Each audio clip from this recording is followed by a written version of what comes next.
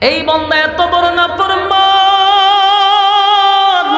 আমার খাইয়া আমার গোলামি করলো না। বান্দা একটা বারের জন্য মাথা নত করলো না। আজকে আমার সামনে আসছে রেজাল্ট নিয়া, দে বাম হাতে দে, স্বাভাবিকভাবে দিবে না।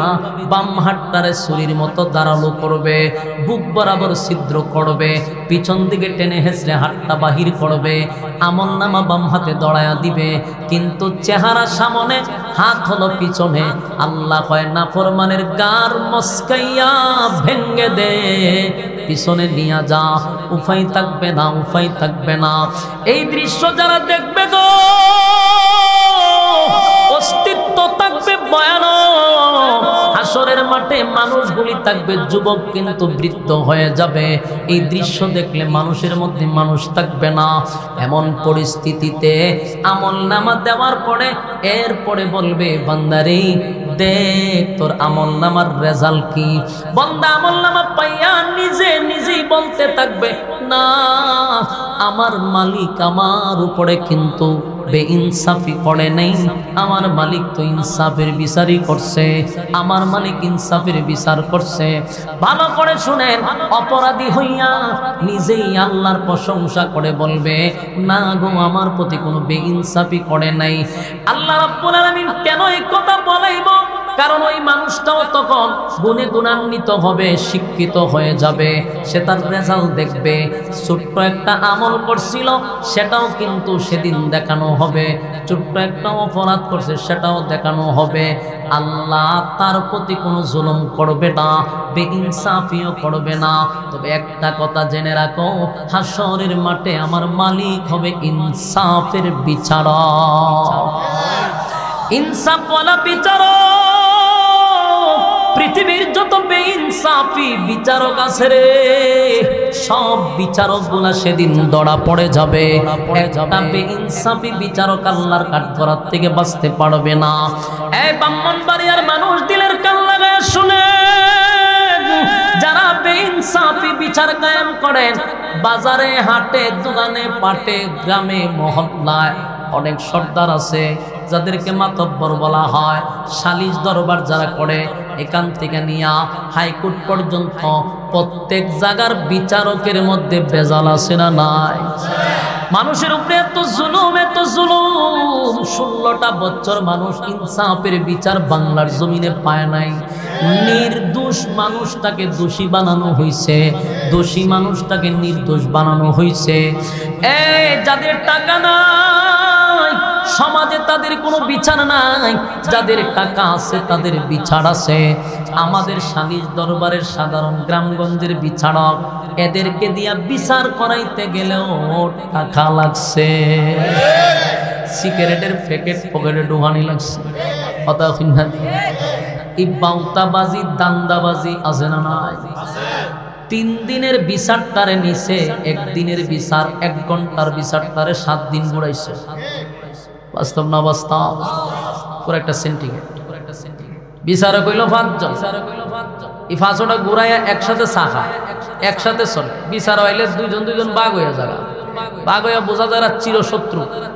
একটা অভিনয় করে কইরা হয় বিচার আজকে হইতো না, আগামী সপ্তাহে বিচার। এরকম করতে করতে এটার নেয় 3 মাস। বাস্তব না বাস্তব? যেই ব্যক্তি বিচার ডাক দেয়, হের চা আর বিস্কুট খাওয়াইতে খাইতে আরো অর্ধেক ফকির হয়। এইগুলার ফকেটে অত্যন্ত ভয়ানক। কয়টা সময়? 3টা সময়। একটা হলো আমল নামা দেওয়ার সময়, আরেকটা হলো মিজানের পাল্লায় আমল নামা ওজন দেওয়ার সময়, আরেকটা হলো ওই ফুলচেরাতের ওখানে দাঁড়াইবেন যে এটা পার হইতে গেলে ব্রিজ, এখানে আবার একটা সময়। 3টা সময় ভয়ানক। তবে যদি আপনি ওখানে যাইতে চান এবং সুষ্ঠুভাবে যদি বিপদ মুক্ত আপনি চলতে চান, তাহলে অবশ্যই আপনাকে প্রথম যে ধাপটা পার করতে হবে হলো ঈমান, এরপর হইল নেক আমল। কথা কয় না? আল্লাহ বলেন ইল্লাল্লাযীনা আমানু, 1 নাম্বার হলো তোমরা ঈমান আনতে হবে। কার উপরে? 1 নাম্বার হলো ঈমান। ইল্লাল্লাযীনা আমানু, 1 নাম্বার ঈমান আনো। 2 নাম্বার হলো নেক আমল করো। মাহফিলে আসছেন, বসছেন, বহু মানুষ কিন্তু রাস্তার মোড়ে মোড়ে দাঁড়ায় আছে, দোকান পাটে আছে, গল্পতে আছে, আড্ডাতে আছে। অসংখ্য মানুষের মাঝখান থেকে মালিক আপনি আমারে এখানে বসায়া রাখছেন। এটাও কিন্তু আল্লাহর পক্ষ থেকে আমাদের জন্য একটা নিয়ামত। কথা দি হইন না, ঠিক গুতা দিলে হইন করে। দেখেন অনেক মানুষ এখনো রাস্তাতে আছে, গল্পতে আছে ব্যস্ত, সে আড্ডায় নিয়ে ব্যস্ত। প্রতিদিন তার যে খাসলত, আজকেও সেই খাসলত, প্রতিদিন আড্ডায় ব্যস্ত। বছরে একটা বারো এমন মজলিসে বসতে পারে না, এটা হলো কপাল পোড়া। কিন্তু রব্বে কারীম অসংখ্য মানুষের মাঝখান থেকে মায়া মহব্বত করে ভালোবেসে এখানে বসায় রাখছে। বোঝা গেল আল্লাহ আমরারে ভালোবাসে। আর এখানে যারা পড়ছে, আজকে যারা ওয়াজ শোনার পরে মানবে, তারাই হলো গুণগত মানুষ। মানুষ আল্লাহর আদালতে দুই প্রকার। বান্দারে, যদি তোরা দুনিয়াতে আমি আল্লাহর হুকুম আর নবীর তরিকা অনুযায়ী জীবন যাপন করস, যেগুলা নিষেধ করছি, যেগুলা আদেশ করছি, মাইনা চলার নাম হলো গুণগত মানুষ। গুণগত মানুষ হলে রব্বে কারীম কিন্তু ঘোষণা দিছে, আমি আল্লাহ তোমাদের জন্য জান্নাতের মেহমানদারি করাবো। জান্নাতের মেহমানদারি যদি করতে চাও, তাহলে দুনিয়াতে, দুনিয়া ক্ষণস্থায়ী দুনিয়াতে আমাদের পূর্ণ প্রস্তুতি নেওয়ার দরকার আছে না? না, আল্লাহ বলেন দুনিয়াটা হলো পরীক্ষার হল। পরীক্ষার হল, এখানে আমি আল্লাহ প্রত্যেকটা মানুষের পরীক্ষা নিব। রেজাল্ট যদি ভালো হয়, ফলাফল আউট হবে পরকালে। রেজাল্ট কিন্তু দুনিয়ায় নয়, রেজাল্ট হবে পরকালে। পরকালে আমি আল্লাহর রেজাল্ট আউট করে দিব। সেদিন প্রত্যেকটা মানুষের কাছে তার রেজাল্ট দেওয়া হবে। মানুষ নিজেই রেজাল্ট দেখবে আর বলবে, হায় আফসোস, হায় আফসোস, আমার মালিক আমার প্রতি কোনো বেইনসাফি করে নাই। এই দিনটা যে আমাদের আসবে, এটা বিশ্বাস হয়, কথা হয় না। আপনার আর কি মনে হয় দুনিয়া সব সময় থাকবো? দুনিয়া অলরেডি বৃদ্ধ হয়ে গেছে, দুনিয়ার অনেক বয়স হয়ে গেছে, দুনিয়া বৃদ্ধ হয়ে গেছে। এই পৃথিবী আল্লাহ রাখবে না, একটা সময় ধ্বংস করবে। আল্লাহ বলেন বিশ্ব পরিস্থিতির পরিসমাপ্তি আমি একদিন ঘটায়া দিব, সব আমি ধ্বংস করে দিব। আল্লাহ কয় জমিন আমি ধ্বংস করে দিব, একটা জাকুনির মাধ্যমে এই দুনিয়া রাখবো না, এক জাকুনি দিয়ে আমি দুনিয়া ধ্বংস করে দিব। আল্লাহ বলেন ইজা জুলজিলাতিল আরদু জিলজালাহা, জমিনের মধ্যে কম্পন সৃষ্টি হয়ে যাবে রে। এই জমিন তো আমি চিরস্থায়ী রাখবো না, এটা ধ্বংস করে দিব। জমিনের মধ্যে জাকুনি সৃষ্টি হবে। ইজা জুলজিলাতিল আরদু জিলজালাহা ওয়া আখরাজাতিল আরদু আসকালাহা ওয়া ক্বালাল ইনসানু মা লাহা। জমিনের মধ্যে যখন জাকুনি শুরু হয়ে যাবে রে, জমিনের ভিতর থেকে আল্লাহ সব বাহির করে দিবে। হীরামণি মুক্তা স্বর্ণ, যেই সম্পদের জন্য আমরা কিন্তু বায়ে বায়ে ঝগড়া করলাম, আত্মীয় স্বজনদের মধ্যে ঝগড়া করলাম, প্রতিবেশীর সঙ্গে ঝগড়া করলাম সম্পদের জন্য, সেই সম্পদ আমাদের চোখের সামনে জমিন উগলায়া দিবে। আর মানুষ বলবে, জমিন তোমার কি হয়ে গেল, এমনটা কেন করতেছ? জমিন কথা বলতে থাকবে। আল্লাহ রাব্বুল আলামিন বলেন জমিনের মধ্যে আমি সেই ক্ষমতা দিয়া দিব, বিআন্না রাব্বাকা আওহালাহা। জমিন এমনি এমনি কথা বলে না, জমিনকে আমি আল্লাহ অর্ডার দিছি রে, তাই তো জমিন কথা বলতে থাকবে। কোনো কিছুই তো মালিক রাখবে না, সব ধ্বংস হয়ে যাবে, যেটাকে বলা হয় সমষ্টিগত কিয়ামত। বলুন কিয়ামত কয় প্রকার? দুই প্রকার। জোরে কোন কয় প্রকার? একটা হলো যার যার কিয়ামত, আরেকটা হলো সমষ্টিগত কিয়ামত। যার যার কিয়ামত মানে হলো যে যখন মারা যাবে তার কিয়ামত তখন থেকেই শুরু হয়ে যাবে। এখন যদি মারা যাই, এই স্টেজ থেকে আমার কিয়ামত শুরু। এটারে হয় যার যার কিয়ামত, মাম্মাতা ফাকাত কামাত কিয়ামাতুহু, যে যখন মারা যায় তার কিয়ামত শুরু হয়ে যায়। আরেকটা হলো সমষ্টিগত কিয়ামত, এই কিয়ামতটা হবে বাঁশি বাজাইয়া। ইসরাফিল আলাইহিস সালাতু ওয়াস সালামের মাধ্যমে দুনিয়ার মধ্যে যা কোনো সৃষ্টি করবে সব ধ্বংস করবে, কোনো কিছু আল্লাহ রাখবে না। মালিক বলেন কুল্লু মান আলাইহা ফান, সব ধ্বংস করবে, কোনো কিছু রাখবো না, সব ধ্বংস করবে। যিনি বাকি থাকবেন তিনি কে?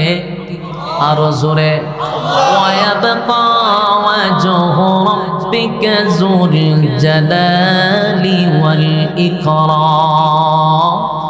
সব ধ্বংস হলেও মালিক ধ্বংস হবে না। চিরস্থায়ী চিরঞ্জীব আল্লাহ, উনি ছাড়া সব ধ্বংস হবে। আজরাইলকে আল্লাহ বলবেন, আজরাইল রে সব ধ্বংস করে দাও। আজরাইল কুল কায়নাত সব শেষ করে দিবে। আল্লাহ বলবে আর কে বাকি আছে? আল্লাহ সমস্ত মানব কুল সব কুল শেষ করে দিলাম, বাকি আছে শুধু ফেরেশতা কুল। আল্লাহ কয় চারজন ফেরেশতা বাদে আর আরশ বহন ফেরেশতা বাদে সব ধ্বংস করে দাও।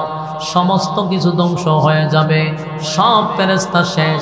আল্লাহ বলবেন আজরাইল কে বাকি আছে রে? আল্লাহ মিকাইল, ইসরাফিল, জিবরাইল, আমি আজরাইল আর আরশ বহনকারী ফেরেশতারা বেঁচে আছে, আর আপনি তো চিরঞ্জীব। আল্লাহ কয় আরশ বহনকারী ফেরেশতা ধ্বংস করে দাও। আরশ বহনকারী ফেরেশতাও শেষ হয়ে গেল। আল্লাহ জিগায় বাকি কে আছে? চারজন, মিকাইল, জিবরাইল, ইসরাফিল, আমি আজরাইল। আল্লাহ আপনি চিরঞ্জীব, বাকি সব শেষ। আল্লাহ কয় তুমি বাদে বাকি তিনজন শেষ করে দাও। বাকি তিনজন শেষ হয়ে গেল। জিগায় কে বাকি আছে? আল্লাহ আমি আজরাইল, আপনি চিরঞ্জীব। আল্লাহ কয় আমি বলছি কুল্লু মান আলাইহা ফান, কোনো কিছুই রাখবো না, সব ধ্বংস হবে, বাকি থাকবো আমি। তুই কেন থাকবি আমার মাঝখানে? আজরাইল কয় আল্লাহ আমি তো মানুষের রূহ নেই, আমি তো সব ধ্বংস করি, আমারও কি শেষ হতে হবে? আল্লাহ কয় তুইও থাকতে পারবি না। আজরাইল বলে মালিক আমি রূহ নিলাম, আমার রূহকে নিবে গো, আমারে কে হত্যা করবে, আমারে কে শেষ করবে? আল্লাহ কয় আমার হুকুমটাই ধ্বংস হওয়ার জন্য যথেষ্ট। যেই মাত্র আল্লাহ বলবে ধ্বংস হয়ে যা, মালাকুল মউত আজরাইল এমন একটা চিৎকার দিবে রে, আল্লাহর নবী বলেন তখন যদি সমস্ত কুল বেঁচে থাকতো, মানুষ বেঁচে থাকতো, আজরাইলের চিৎকারে সব মারা যাইতো। এত ভয়ানক বিকট আওয়াজ দিবে মালাকুল মউত আজরাইল। আল্লাহ আজরাইলকে ধ্বংস করে দিবে, বাকি রইল চিরঞ্জীব আল্লাহ। আর কেউ নাই, কেউ নাই, সৃষ্টি জগত কেউ নাই, সব শেষ। বাকি রইল কে? আপনারা কি আল্লাহ বলতে কষ্ট হয়? আরো জোরে কোন কে? ইমানের আওয়াজ দিয়া বলেন কে? আল্লাহ সারা সব শেষ হয়ে যাবে গো, সব ধ্বংস হয়ে গেল, সব ধ্বংস হয়ে গেল। এবার রব্বে কারীম নিজে নিজেই গুনগুনায়া বলবে লিমানিল মুলকুল ইয়াউম লিল্লাহিল ওয়াহিদিল কাহ্হার। আল্লাহ সেদিন জোরে জোরে বলবে কে আছো? পৃথিবীর রাজা বাদশারা, কত ক্ষমতা তোরা দুনিয়ার জমিনে দেখাইলি। আমি আল্লাহ ক্ষণস্থায়ী দুনিয়ায় কিছু রাজত্ব তোদেরকে দিছিলাম। রাজত্ব পাইয়া, ক্ষমতা পাইয়া ক্ষমতার অপব্যবহার তোরা করলি, যেমনে মনে চায় এমনি জীবন যাপন করলি। বান্দারে আজকে তোরা কোথায়? ফেরাউন ডাক দিব, এই ফেরাউন কোথায়? সারা শব্দ নাই, ধ্বংস। আল্লাহ বলে নমরুদ রে কোথায়? কোনো শব্দ নাই। কারণ রে ডাক দিব, কোনো শব্দ নাই। পৃথিবীতে যত জালেম ছিল, যত জালেম সব জালেম শাসককে আল্লাহ ডাকবে, কোনো শব্দ নাই। বুশরেও ডাকবে, ওয়াংশাংশচিরও ডাকবে, শব্দ নাই। ভারতের দাদা মুদ্দারও ডাকবে, মুদ্দারও কোনো শব্দ নেই। শেষে আল্লাহ আমরা আম্মা শেখ হাসিনারও ডাকবে। কারণ বিশ্বের মধ্যে জালেম শাসকদের মধ্যে একজন হলো বাংলাদেশের নামটা কই না দি আপনারা কি ডরাইন নাকি তা দালালের দেশ শেষ পাওয়ার শেষ এখন কথা বলবেন বুক ফুলাইয়া উনার এখানে ডরাইতেছে আমি উবাইদুল মুক্তাদির বাড়ির মধ্যে গিয়ে ওয়াজ করেছি মুক্তাদির বাড়ির সামনে এর থেকে আরো কঠোর দুলাই দিয়েছি উমাইদুল মোর এখন জীবিত হইব কেন তো খবরের সামনেও কিন্তু আপনি জোরে কথা বলতে বলে খবরের সামনে বলে কি মুর্দারা ওইটা আপনারা ফিটাইব কিন্তু সব মুর্দা আওয়ামী লীগ তো মরে গেছে এরার খবরের সামনে কথা হইতেছে বয়ে কি কথা হই না আর যদি কেউ উচ্চা জাগতো চায় মাথাটা আবার নিচে যদি ফারাদা করে দিবেন বলে নিচে আসো নিচে থাক বাস কে ফল্লাটা ঢুকাই দিবেন আরে ফল্লাটা ঢুকাই দিবেন বাস্তব না বাস্তব মাথা সারা দিব মাথা ঢুকাই দিবেন আল্লাহ ডাক দিব নি কারণ পৃথিবীর লিস্টে শেখ হাসিনা উঠছে স্বৈরাচারের মধ্যে সে একজন জালেমদের মধ্যে সে একজন বাস্তব না বাস্তব এই পৃথিবীর মানুষের সেদিন আল্লাহ সমস্ত জালেমদেরকে ডাকবে আর বলবে তোরা কোথায় ক্ষমতা দিয়া তো আমি পরীক্ষা করছিলাম ক্ষমতার অপব্যবহার করছস ক্ষমতা পাইয়া বাহাদুরি করছস দ্বারা আজকে কেউ নাই শব্দ নাই আল্লাহ তো চিরঞ্জীব ওনার কোনো মরণ আছে আল্লাহর কোনো ক্লান্ত আছে আল্লাহর কি ঘুম আছে তন্দ্রা আছে নাই সুবহানাল্লাহ আল্লাহু লা ইলাহা ইল্লাহু আল হাইয়ুল কাইয়্যুম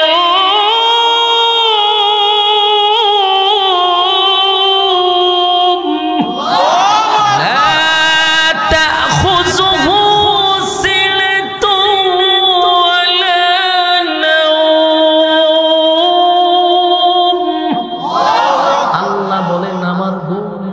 তন্দ্রা নাই ক্লান্তি নাই সুবহানাল্লাহ আমার মালিকের ঘুম নাই তন্দ্রাও নাই সেদিন আল্লাহ একা একাই রাজত্ব করবে আর বলবে কে কোথায় কোনো শব্দ নাই কেন সব তো ধ্বংস হয়ে গেল রে সব ধ্বংস হয়ে গেল মোট কথা আল্লাহ কিছুই রাখবে না কিন্তু আবার মালিক ইসরাফিলকে আবার জাগ্রত করবে ইসরাফিলকে আবার জীবিত করবে জীবিত করার পরে মালিক বলবে ইসরাফিল রে দ্বিতীয় দাফে সিংহায় ফুমার সুবহানাল্লাহ আবার জীবিত করে সিংহায় ফুক দেওয়াইব সিংহায় যখন ফুক মারব প্রত্যেকটা মানুষের ভিতরে আবার রূহ ঢুকবে কাদা মাটির নিচ থেকে মানুষগুলি আবার ওইটা দাঁড়াবে দ্বিতীয় দাফে যখন ফুক দিবে প্রত্যেকটা মানুষের ভিতরে আবার আল্লাহ রূহ দিবে সুবহানাল্লাহ রূহ দিব কিন্তু সেদিন হাসরের মাঠে সর্বপ্রথম যিনি দাঁড়াবেন তিনি হলেন সমস্ত নবী কুলের সম্রাট নবী মুহাম্মদুর রাসূলুল্লাহ সাল্লাল্লাহু আলাইহি ওয়াসাল্লাম আমার যুবক ভাইরা প্রতিটা মানুষ উলঙ্গ হইয়া দাঁড়াইব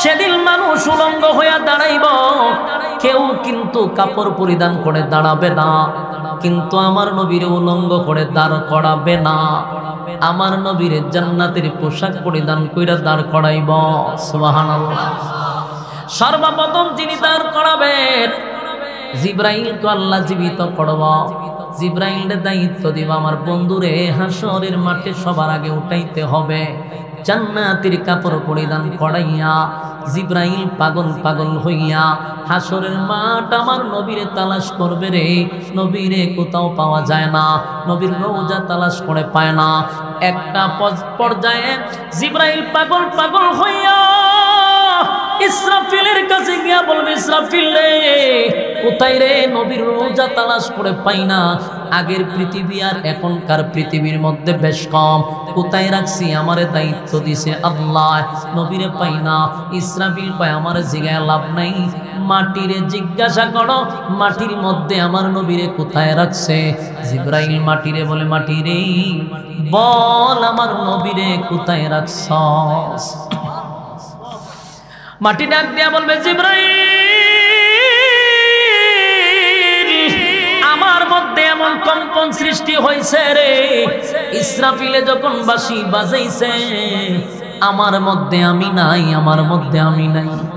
আমার মধ্যে যে একটা জালজালা শুরু হয়েছিল, একটা জাকুনি সৃষ্টি হয়েছিল, আমার মধ্যে আমি নাই। কারণ আমার উপরে আসমান ভাঙ্গা পড়ছে, জমিন ফেটে গেছে, এই সূর্য টুকরা টুকরা হইয়া পড়ছে। সূর্য কত বড় জাননি? এই পৃথিবীর থেকে 10 গুণ 13 লক্ষ গুণ বড়। 13 লক্ষ গুণ বড় হইল সূর্য। সেই সূর্যটা ভেঙ্গে ভেঙ্গে জমিনে পড়ছে। আটলান্টিক মহাসাগরে আগুন লাগাইছে, প্রশান্ত সাগরে আগুন লাগাইছে, আরব সাগর মহাসাগর যত সাগর আছে সব সাগরের মধ্যে আগুন দড়াইয়া দিছে। জমিন তো জমিন নাই, সবকিছু উলট পালট হয়ে গেছে। তাই জমিনে কয় আমার মধ্যে আমি কোথায় রাখছি আমার নিজেরও খবর নাই। তখন আল্লাহ বলে জিবরাইল রে, গোটা মাঠ তালাশ করে দেখো, যেখানে একটা আলো দেখা যায় সেখানেই আমার বন্ধু সাহিত্য সুবহান। জিবরাইল পাকা দিয়া ঘুরতে ঘুরতে তাকায়া দেখে রে, একটা জায়গায় আলো জ্বলতেছিল। সেই জায়গায় গিয়া আমার নবীরে সর্বপ্রথম হাসরের মাঠে জান্নাতের কাপড় পরিধান করাইয়া দাঁড় করাবে। এরপরে সমস্ত নবীরা উল্টা দাঁড়াইব, এরপরে নবীর উম্মতেরা দাঁড়াবে। সেই হাসরের মাঠে কেন দাঁড় করাবে জানেন? দুনিয়া নামক পরীক্ষার হলে যে পরীক্ষা দিছেন, সকলের রেজাল্ট আউট হবে হাসরের মাঠে। সেখানে রেজাল্ট দেওয়ার জন্য আমাদেরকে আবার একত্রিত করা হবে, শুধুমাত্র রেজাল্টটা দেওয়ার জন্য। রেজাল্টটা দেওয়ার জন্য আল্লাহ বলেন হাসরের মাঠে 3টা দল হবে। জোরে কোন কয়টা? আরো জোরে। 3টা দল হয়ে যাবে রে। একটা দল বিনা হিসাবে আল্লাহ জান্নাত দিবে, কোনো হিসাব নিবে না, বিনা হিসাবে তাদেরকে জান্নাত দিবে। আরেকটা দল হবে ডানপন্থী, ডান হাতে আমলনামা দিয়া জান্নাত দিবে। আরেকটা দল হবে জাহান্নামী, বামপন্থী, বাম দিকে দাঁড়াবে। 3টা দলের মধ্যে একটা দল হলো ইল্লা আসহাবাল ইয়ামিন।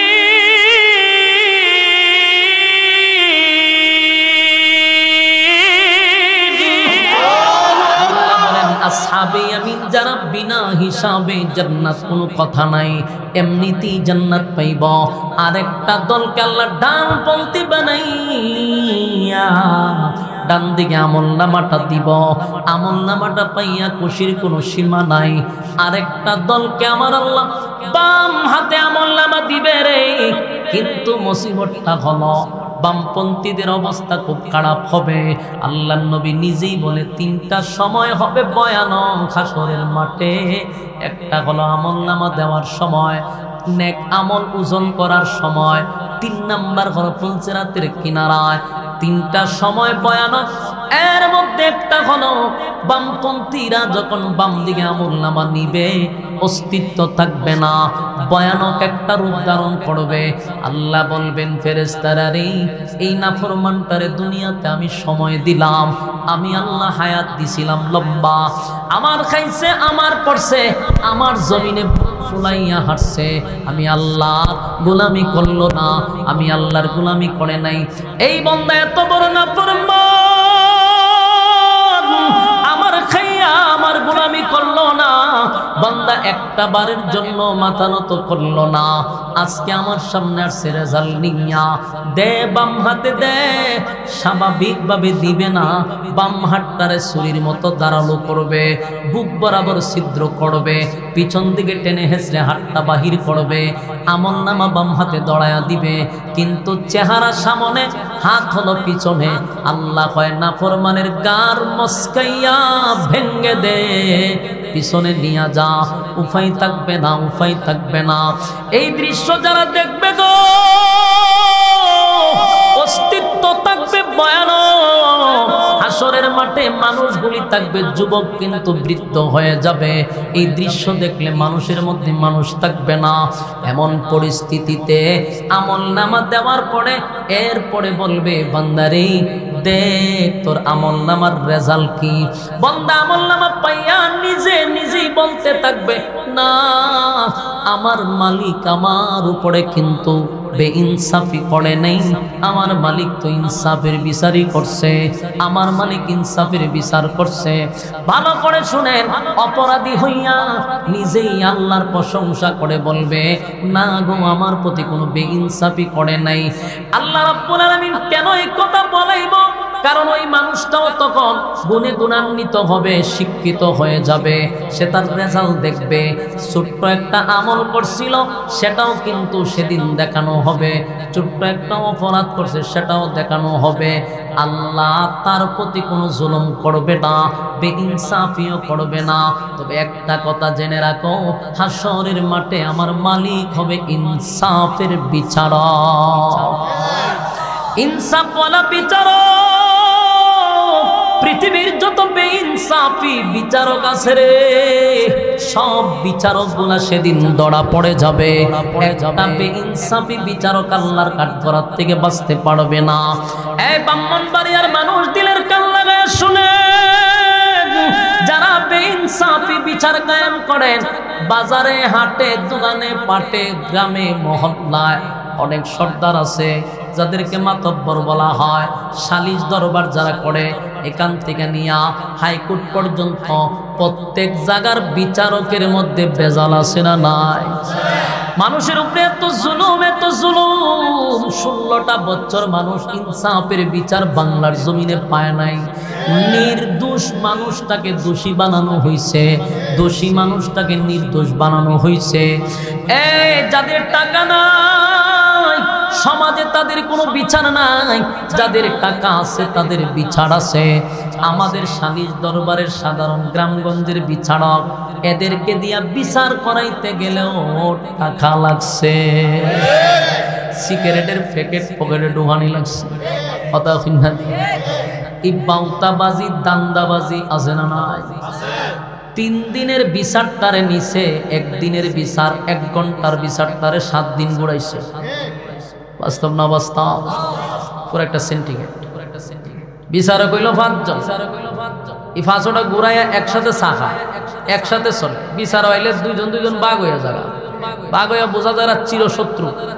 একটা অভিনয় করে কইরা হয় বিচার আজকে হইতো না, আগামী সপ্তাহে বিচার।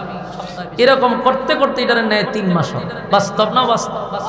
যেই ব্যক্তি বিচার ডাক দেয়, হের চা আর বিস্কুট খাওয়াইতে খাইতে আরো অর্ধেক ফকির হয়। এইগুলার ফকেটের টাকা দিতে আরো ফকির হয়। এই সোনার বাংলাদেশের বিচার তো 16 বছর আমরা দেখছি। বাস্তব না বাস্তব? শুনে রাখো, যারা বেইনসাফি বিচার করছে, হাসরের মাঠে জুতা দাল্লা প্রথম ফিটাইব। কিতাতে ফিটাইব? জুতা দিয়ে ফিটাইব। বলে রে জুতা দা হঠাৎ বাইরা, একটা বাইরে হবে আর একটা বাইরে, জুতা দা বাইরে। সারাটা জীবন বেইনসাফি বিচার করছে, আইনসাফওয়ালা বিচারকের কাছে ধরা পড়বে। বাস্তব না বাস্তব? প্রত্যেকটা সেক্টরে কয় জায়গার কথা বলবেন? 16 বছর কি যে লুটপাট বাংলাদেশ হয়েছে। সাধারণ একটা পিওনের চাকরি করতে গেল তার কয়েক লাখ টাকা ঘুষ দিতে হয়েছে। বাস্তব না বাস্তব?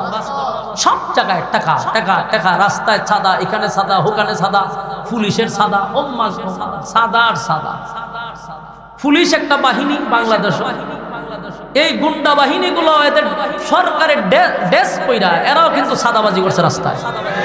আর একটা টাক থেকে, রিস্কার থেকে, সিএনজির থেকে, অটোর থেকে, ভিক্ষুকের ঘরের ভিক্ষুক তোর সরকারি টাকা দেয়, এরপরও সাদাবাজি করছে। এরা তো পুলিশ ছিল না, এরা ছিল আওয়ামী লীগের মতো গুন্ডা বাহিনী। বলুন কি বাহিনী? গুন্ডা। যেটি বালা আছে এখন, এদেরকে তো শ্রদ্ধা করি। যারা স্বৈরাচারের দোষর এখনো আছে, এদেরকে পুলিশ না, এরা হইল গুন্ডা বাহিনী। এই আম্মাজানের অনেক জারজ সন্তান এখনো কিন্তু আছে। কিছুদিন আগে আমি ঢাকা গাজীপুর প্রোগ্রাম করে আসতেছি, জয়দেবপুর রেল স্টেশনটা ক্রস করতেছি, দেখি 8-10 জন টুকায় পোলাপান, মুখে লাল কাপড় বাইদা, হাতে দাও লইয়া ডাকাতি করতেছে। ওপেন গাড়িতে বসে আমার চোখের সামনে হইতেছে, রিস্কাতে মানুষ নামে দাও ধীরে ধীরে জিনিস নিতেছে। 10 হাত দূর 2 গুন্ডা বাহিনী খারাপ পুলিশের পোশাক পরা। তখন আমি বললাম যে স্যার আপনাদের সামনে ডাকাতি হইতেছে, আপনারা এখানে দাঁড়ানো, একটু যান হেল্প করেন। আমার উত্তর দেয়, যেই জাতি পুলিশের উপরে হামলা করে এদের নিরাপদ পুলিশে দিব কেমনে?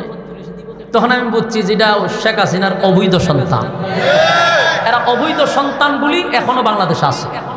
এই কুত্তা বাহিনীগুলাকে যতদিন পর্যন্ত স্বরাষ্ট্র যারা আছেন, এখনকার সরকার যারা আছে, যদি কুত্তা বাহিনী চেঞ্জ না করেন বিপদ কিন্তু সামনে আছে। কারণ এরা জনগণের এখন হেফাজত করে না, কারণ টেকা নাই। আগে তো রাস্তায় সাদা করছে, এখন ডাকাতি ওপেন বাইরে গেছে, প্রতিটা জায়গাতে ডাকাতি হইতেছে। আপনারা জানেন রাস্তা দিয়ে আমরা চলি, বহু বক্তাদের গাড়ি এখন রাস্তায় রাস্তায় আটকাইতেছে, ডাকাতি হইতেছে। কেডা করে? ওই যে অবৈধ সন্তান রয়ে গেছে, ডাকাতি তারা করতেছে, মানুষের মধ্যে আতঙ্ক সৃষ্টি করতেছে। এই জন্য আমি সরকারকে বলবো, রাস্তাঘাটের দিকে একটু নজর দেন। কারণ পুলিশ থাকলেও আমরা উত্তর দেয় যে এই জাতি পুলিশকে মারে, এই জাতি পুলিশ জাতির হেফাজত করবো কেন? তোরে কি জন্য এখানে চাকরি দিছে? তুই জনগণের বন্ধু, জানমালের হেফাজত করবি, তুই খেয়ানত করতেছস। মূল উদ্দেশ্যটা না, আগে ডিউটি পালন করছে, রাস্তার থেকে সাদা তুলছে, এখন ডিউটি পালনও করে না, সাদাও লয় না। বলতে হবে, হক কথা বলতে হবে। এতে কি হইলো না হইলো এটা দেখার সময় না, কিন্তু কথাগুলো আপনি বলতে হবে। রাস্তায় আমরা চলি, রাস্তায় রাস্তায় ডাকাতি হইতেছে, এখন জায়গায় জায়গায় ডাকাতি হইতেছে। কেন ডাকাতি হবে? পুলিশ কেন? পুলিশের দায়িত্ব কি? পালন করে না কেন? এর মূল তদন্ত করা দরকার আছে না নাই? কেন দায়িত্ব পালন করবে না? বেতন দেয় না, প্রয়োজনে বেতন বাড়ায় দেন। এরপরে যদি দায়িত্ব পালন না করে, বুঝবেন অবৈধ সন্তান, আম্মা জানের অবৈধ। এদেরকে যতদিন এখানে রাখা হবে এই জাতির শান্তি হবে না। এই জন্য চেঞ্জ করা দরকার। 16টা বছর নির্যাতন কি কম করছে? কথা কয় না? 16টা বছর এত নির্যাতন করছে, এত নির্যাতন করছে বলার মতো না। ওয়াজ মাহফিলে হক কথাটা বলতে পারছি না। লামার পরে কইতো আসেন থানায় একটু চা খাইয়া যায়, এরাই কইতো। আইসা দাঁড়ায় থাকতো, কি ওয়াজ করি এরা শুনতো, কিছুক্ষণ পরে এরা দৌড়ে নিয়ে যেত। আমার প্রশ্ন হলো, জেল হাজত হলো চুর বাটপার চুরি ডাকাতি যারা করে তাদের জন্য হলো জেলখানা, ঠিক না? জেলখানায় থাকবে চুর বাটপার বদমাশ যারা করবে, বিচার সব থাকবে, ঠিক নেই? কিন্তু এখন জেলখানার ভিতরে 16 বছর কোনো চুর ডাকার বদমাশ ছিল না। জেলখানাগুলা ছিল আলেমদেরকে দিয়া ভরপুর, আলেম দিয়া সব জেলখানা ভরাই। যেখানে টাকার কথা ছিল চুর বদমাশ, সেখানে ছিল আলেমরা। কিন্তু আফসোসের ব্যাপার, সব আলেম নয় গো, সব আলেম জেলে যায় নাই। হক্কানে আলেমদেরকে দিয়া জেল ভরছে, কিন্তু বন্ড আলেম দিয়া জেল ভরে নাই। কোনো টিকলিওয়ালারা দিয়া জেলখানা ভরে নাই। 16 বছরে কোনো টিকলিওয়ালা জেল থেকে বেরিয়েছে? 16 বছর কোনো টিকলিওয়ালা আয়নাঘর দিয়ে বেরিয়েছে? কোনো বাউল বেরিয়েছে? কোনো ফাউল বেরিয়েছে? সব বড় বড় আলেমরা বেরিয়েছে। যারা কোরআনের সঠিক ব্যাখ্যা সমাজে দিত তাদেরকেই জেলখানায় ঢুকায় রাখতো বছরের পর বছর। কি পরিমাণ নির্যাতন! বাংলাদেশে সবচেয়ে বেশি নির্যাতনের শিকার আলেমরা, সবচেয়ে বেশি। আর বাংলাদেশে যদি সবচেয়ে বেশি শাহাদাত বরণ করে থাকে, এটা হলো ব্রাহ্মণবাড়িয়া। বাস্তব না বাস্তব? বাংলাদেশে শাহাদাত বেশি বরণ করছে এই শহীদ বাড়িয়ার মানুষ। এই জন্য এটাকে ব্রাহ্মণবাড়িয়া নয়, এটাকে শহীদ বাড়িয়া বানাইতে হবে। ব্রাহ্মণ শব্দ রাখা যাবে না, এটাকে শহীদ বাড়িয়া হিসেবে স্বীকৃতি দিতেই হবে। ঠিক ইসলামের জন্য বেশি যদি রক্ত ঝরায়া থাকে এই ব্রাহ্মণবাড়িয়ার মানুষ। ইতিহাস আমরা ভুলে যাই, ইতিহাস আমাদের চোখের সামনে বারবার ঘুরপাক খায়। আমরা কেমনে ভুলে যাই? 22 জন 23 জন মানুষ আমাদের মাদ্রাসার ছাত্রদেরকে পাখির মতো কুত্তা বাহিনী গুলি ঘুরে মারছে। এরাই তো গুলি করে মারছে, এরাই তো গুলি করে মারছে। কেমনে সহ্য করি বলে? এগুলা তো অন্তর থেকে যায় না। এই জন্য তাদেরকে উদ্দেশ্য করে একটা কথাই বল, এই পৃথিবী চিরস্থায়ী না, চিরস্থায়ী না। পৃথিবীতে আগেও কেউ থাকতে পারছে না, এখনো থাকবে না, ভবিষ্যতেও থাকবে না। চলে যেতে হবে রে, কেউ থাকতে পারবে না। তবে যাই না রাখো, যারা জুলুম করছো বেইনসাফি করছ। আমার ভাইয়েরা বাবারা, আমি জানি আমার কথায় অনেক মানুষের কলিজায় আঘাত লাগছে, কারণ সব মানুষ যেখানে বিএনপি, জামাত, হেফাজত, চরমোনা এইরকমটা না, এখানে কিন্তু আম্মাজানের লোক আছে। আম্মাজানের লোক যারা আছে এরা কি আমার কথা ভালো লাগতেছে? করল্লার জুস খাইছেন না আপনারা? আমি খাই, আমি করল্লার জুস খাই, এই জন্য আমার শরীর কত মোটা, এইডি খাইয়া খাইয়া শরীর সিপাইছে। তো করল্লার জুস খাইলে পরে মুখটা একটা বেশকি মার, এমন বেসুলা লাগে খাইলে পরে বুঝা যায় এটা মজা তো না, ওই মুখটার একটা বেজ্জতি করে লাগে, মজা লাগে না। ঠিক এরকম লাগে যখন আম্মার কথা খাওয়া হয়। আম্মার দলের লোকদের কাছে ঠিক ওই করল্লার জুস খাইলে যেরকম লাগে এরকম লাগতেছে। আপনাদেরকে বলবো যে সময় ঘুমাইবেন বালিশের সঙ্গে মাথা লাগায় আরেকবারই কথাগুলি একটু রিপিট করবেন। যে পৃথিবী তো ভাই চিরস্থায়ী না, ক্ষমতা যারা অতীতে দেখাইছে কেউই চিরস্থায়ী থাকতে পারছে না। ফেরাউন ৯০,০০০ শিশুরে জবাই করছে, নবজাতক শিশু, মুসা নবীর আটকানোর জন্য ৯০,০০০ শিশু মাইরা নীল নদের পানি লাল করছে। বলুন সেই ফেরাউন থাকতে পারছে? খুদা দাবি পর্যন্ত করছে। যেই ফেরাউনকে বলা হয়তো প্যারাক ফেরাউন, মানুষের দূরে ফেরাক মারত, নিজের স্ত্রী আসিয়ার পর্যন্ত ফেরাক মারছে। সে কত বড় জাহেল জালেম ছিল, সেই ফেরাউনকে আল্লাহ সুবাইয়া মারছে। নমরুদ পৃথিবীর ইতিহাসে আরেক জালেম ছিল। ইব্রাহিম খলিলুল্লাহকে আগুনে ফেলাইছে, কত নির্যাতন করছে, সে আল্লাহর সাথে যুদ্ধ পর্যন্ত করতে চায়। সেই নমরুদ পৃথিবীতে থাকতে পারছে না, ধ্বংস করে দিছে। বাস্তব না বাস্তব? এই যে সিরিয়া, সিরিয়া বিজয় হইছে না, কত নবজাতক শিশুর থেকে নিয়ে কত শিশু মারছে। এই যে যেটার পতন হয়েছে আমরা বলে দিয়েছি বাশার আল আসাদ, এই লোকটা এত রক্ত পিপাসু ছিল যে তার রক্ত না জড়াইলে তার মনে করেন পিপাসা নিবারণ হইতো না। এত মানুষ তার দেশে মারছে, বেশিরভাগ হইল শিশু, নির্যাতন করছে। এবং জেলখানাগুলি এখন ফেসবুকের মাধ্যমে দেখতেছে, মানুষগুলোকে এমন নির্যাতন করছে যা ইতিহাস বিকৃত। অনেক মানুষ জেলখানাতে যখন বাইর করছে, মানুষ নিজেই তার নিজের নাম বলতে পারে না, স্মৃতি হারাই নিচ্ছে, পাগল হয়ে গেছে মানুষ। এমন নির্যাতন করছে, প্রতিটা জেলখানার ভিতরে মানুষগুলাকে শিকল দিয়া বাইন্ধা রাখছে, কঙ্কাল হয়ে গেছে। জুলুম একটা সময় কিন্তু শেষ। আপনারা যারা আম্মার ভক্ত দল করেন ভাই, কতগুলা মানুষটা আয়না গড়ে রাখছে, কত মানুষগুলাকে নির্যাতন দিনের পর দিন করছে। এমনি কি সরকার পতন হয়েছে? মানুষের খুব দিন তো দিন বাড়তে বাড়তে একটা পর্যায়ে বিস্ফোরণ হয়েছে। নাহলে আওয়ামী লীগের মতো বিশাল বড় একটা ক্ষমতার দল এত তাড়াতাড়ি এই পতন হইল কেন? একদিনে হয়েছে না, মানুষের ভিতরে খুব সৃষ্টি হইতে হইতে একটা পর্যায়ে বিস্ফোরণ হয়েছে। মানে জুলুম চিরদিন না। আল্লাহ বলেন যে ওয়াস-সামা'i যাতিল বুরুজ ওয়াল ইয়াউমিল মাওউদ ওয়া শাহিদিন ওয়া মাশহুদ। চারটা কসম করছে। কয়টা কসম? ওয়াস-সামা'i যাতিল বুরুজ, নক্ষত্রের কসম, ওয়াল ইয়াউমিল মাওউদ, পরকালের কসম, যেদিন আমি বিচার করব সেই দিনের কসম, ওয়া শাহিদিন ওয়া মাশহুদ। এই আয়াতে দুইটা কসম, ওয়া শাহিদিন ওয়া মাশহুদ। যেই দিনটা তোমাদের সামনে ঘুরে ঘুরে আসে, ইয়াউমুল জুমআ, ইয়াউমুল আরাফা। চারটা কসম করে আল্লাহ বলেন কুতিলা আসহাবুল উখদুদ, গর্ত খননকারী বলতে জালেমদের প্রতি আমি আল্লাহর অভিশাপ। বলুন কার প্রতি অভিশাপ? জালেমদের প্রতি আমি আল্লাহর অভিশাপ। যেখানে আল্লাহ অভিশাপ দিছে সেখানে কি মনে করেন ছাইরা দিব? কথা হয় না। আমার যুবক ভাইরা, মালিক কাউরে অতীত ছাইরা দেয় নাই, ভবিষ্যৎ। এই সরকারকেও বহু ছাড় দেওয়া হয়েছে, বহু 16 বছর খালি ছাড় দিছে, কিন্তু আল্লাহ ছাইরা দিছে না। কথা বলেন না দি? এর একটা কারণ হলো পৃথিবীর মানুষ, তুমি যেদিন বুঝবা যে পৃথিবীটা ক্ষণস্থায়ী, এটা চিরস্থায়ী না। আমি থাকবো না, আমার দাদা ছিল না, বাবা ছিল না, আমিও থাকবো না।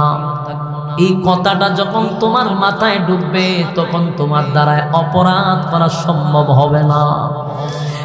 আমি বুঝি আমি পৃথিবীর জমিনে বেশি দিন থাকবো না, চলে যেতে হবে, তাহলে ওই মানুষটা কি নেক্সট টাইমে অপরাধ করবে?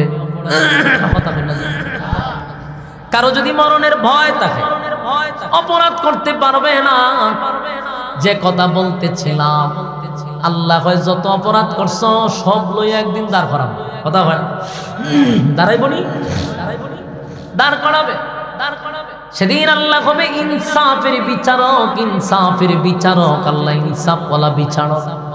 আল্লাহ বলবে বান্দারে, শীতের সময় টিউবওয়েলের পানি তো ঠান্ডা হওয়ার কথা, কিন্তু তাকায়া দেখ টিউবওয়েলের পানি গরম কইরা দিছি। বান্দা তোর সুবিধার্থে পানি চাপ দিলি গরম বাহির হয়। গরমের সময় তো পানি গরম থাকার কথা ছিল রে, টিউবওয়েলের পানিটা আমি ঠান্ডা করে দিছি তোর সুবিধার্থে। এত সম্মান, এত মর্যাদা, এত নিয়ামত দিয়ে তোরে আমি দুনিয়াতে দিলাম। আমার জমিনে তাইকা আমার বিরোধিতা করলি, আমার জমিনে তাইকা মানুষের উপরে জুলুম করলি, মানুষের হক নষ্ট করলি, নির্দোষ মানুষকে দোষী বানাইলি, দোষী মানুষটারে নির্দোষ বানাইলি। তুই কি জানোস না আমি আল্লাহ যে বিচারক হব? আজকে আমার কাছে বিচার দে, হিসাব দে বল্লা, হিসাব দে। 60 বছরের জিন্দেগি কোথায় খরচ করলি? হিসাব দে, হিসাব দে। বান্দা কি হিসাব দিবে? একটা পর্যায়ে আল্লাহ বলবে নাফরমানরে ধর, দুইরা জাহান্নামের ভিতরে ঢোকা। ইন্না জাহান্নামা কানাত মিরসাদা লিত্তাগিনা মাআবা লাবিসিনা ফিহা আহকাবা লা ইয়াযুকুনা ফিহা বারদান ওয়ালা শারাবা ইল্লা হামিমান ওয়া গাসসাকা। রব্বে কারীম বলেন জাহান্নাম তোদের জন্য ওত পেতে বসা। লিত্তাগিনা মাআবা, সীমা লঙ্ঘন যারা করছে তাদের জন্য জাহান্নাম। আমার যুবক ভাইরা, এই হাতে পায়ে ধরে বলি, ইনসাফ ছাড়া কোনো বেইনসাফি বিচার করবেন না। মানুষের হক নষ্ট করা যাবে না, মানুষের উপরে জুলুম করা যাবে না, এতিমের মাল মাইরা খাওয়া যাবে না, এতিমের উপরে জুলুম করা যাবে না। কারণ একটা কথা মাথায় রাখতে হবে, আমার কিন্তু মালিকের সামনে দাঁড়াইতে হবে। হিসাব না দিয়ে সামনের দিকে আগানোর কোনো সিস্টেম নাই, উপায় থাকবে না। আল্লাহ বলেন বান্দা শুন, দুনিয়াতে আমার একটা নাম হলো আর রহমান। আমি কিন্তু দয়ালু, দয়ালু আমি আল্লাহর মায়া দয়াটা বেশি। আর রহমান দয়ালু আল্লাহ, আল্লাহর মায়া দয়া বেশি। আমরা যে এত আখাম কোখাম, দিনের খাম রাত্রের খাম, এত খাম করি, আল্লাহর যদি দয়া মায়া না থাকতো একটা আসার দিয়া জাগাতেই আল্লাহ শেষ করে দিত। কথা খারাপ। আমাদের ডাইনে বামে চতুর্দিকে ফেরেশতা কিন্তু আছে নিয়োজিত, কিন্তু আমরা যে আকামটি করি ফেরেশতা আমাদেরকে মারধর করে না। এর একটা কারণ হলো আমার মালিকের নাম রহমান। আল্লাহ বলে আমার দয়া মায়া বেশি গো,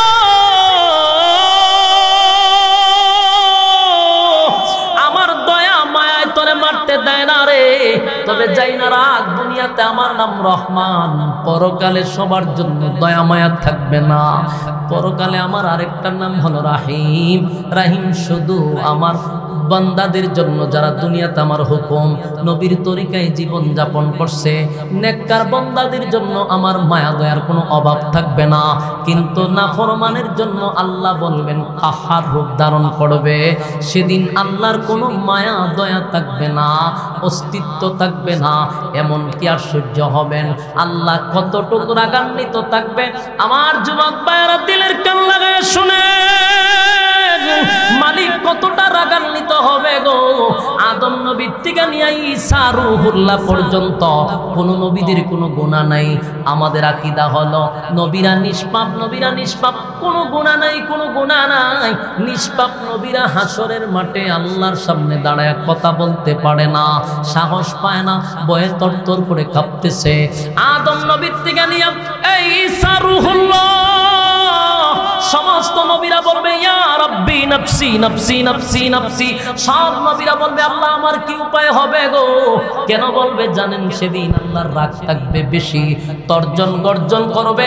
সেদিন নবীরা পর্যন্ত ভয়ে থরথর করে কাঁপতে থাকবে। শুধু একমাত্র কেবলমাত্র কথা বলার সাহস আমার নবীকে আল্লাহ দিবে। হাবিবে কিবরিয়া সবাই বলবে ইয়া রাব্বি নাফসি। আমার নবী একটা স্লোগান দিবে ইয়া রাব্বি উম্মতি। সবার স্লোগান থেকে আমার নবীর স্লোগান হবে ভিন্ন। নবী বলবে ইয়া রাব্বি উম্মতি। আল্লাহ আজকে আমি কিছু চাই না, আমার উম্মতের কি উপায় হবে, উম্মতের কি উপায় হবে। সমস্ত নবীরা বলবে আল্লাহ আমার কি উপায় হবে, আমার কি উপায় হবে। নবীরাও আল্লাহর সামনে বয়ে কথা বলে না আমার নবী ছাড়া। তাই সুতরাং এই চিন্তা মাথার থেকে বাদ দিয়ে দেন। হাসরের মাঠে কোনো পীর আপনার পাশে থাকবে না। আল্লাহর কসম, আল্লাহর কসম, আল্লাহর কসম, নবীদের গুনাহ নাই। নবীরা বলবে ইয়া রাব্বি নাফসি। আর পীর ফকিরের গুনাহ আছে রে। পীর ফকির আল্লাহর সামনে দাঁড়াইবার তো প্রশ্নই আসে না। তাই নিজের আমল ঠিক করার দরকার আছে না নাই? আমার আমল দিয়ে জান্নাতে যেতে হবে। সুতরাং কোন পীর দইরা আমার জান্নাতে নিবে এই ভাবনা চিন্তা মাথার থেকে উঠায়া দেন। আল্লাহ নিজেই বলে ইয়াউমা ইয়াফিরুল মারউ মিন আখিহি ওয়া উম্মিহি ওয়া আবি ওয়া সাহিবাতিহি ওয়া বানি। কিয়ামতের ময়দানে কেউ কারো হবে না, কেউ কারো হবে না গো। মা তার সন্তানের পরিচয় দিবে না, বাবা তার সন্তানের পরিচয় দিবে না, স্ত্রী তার স্বামীর পরিচয় দিবে না, কেউ কারো পরিচয় দিবে না। সবাই বলবে ইয়া রাব্বি নাফসি নাফসি। আল্লাহ আমার কি উপায় হবে। অস্তিত্ব থাকবে না। তিনটা সময় ভয়াবহ। আমলনামা নেওয়ার সময় মানুষগুলা অস্থির হয়ে যাবে, অস্থির হয়ে যাবে, পাগল পাগল হয়ে যাবে। মানুষ উপরের দিকে তাকাবে। 50,000 বছরের ভিতরে কোনোদিন নিচের দিকে তাকাবে না। তার শরীরে কাপড় নাই বলতেও পারবে না। 50,000 বছর পর্যন্ত উপরের দিকে তাকায়া থাকবে, অস্তিত্ব থাকবে না।